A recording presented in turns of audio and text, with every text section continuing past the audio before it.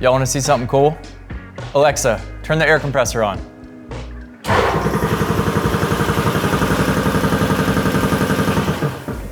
So when we first moved in here, we would forget that the lights were on like all the way to the third floor. Right now we're in the basement. We'd lock the doors to leave at night and then have to run all the way back upstairs and turn the lights off. Long story short, we ended up putting everything on smart switches so that you can tell Alexa to turn all the lights off when you're leaving. And to add to that, we recently did that to the air compressor. We weren't sure it was quite possible. This is 3-phase.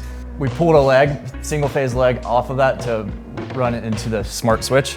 And so now Alexa works off that, and that turns the air compressor off. We don't have to worry about it running overnight and just makes the whole shop a little bit more efficient.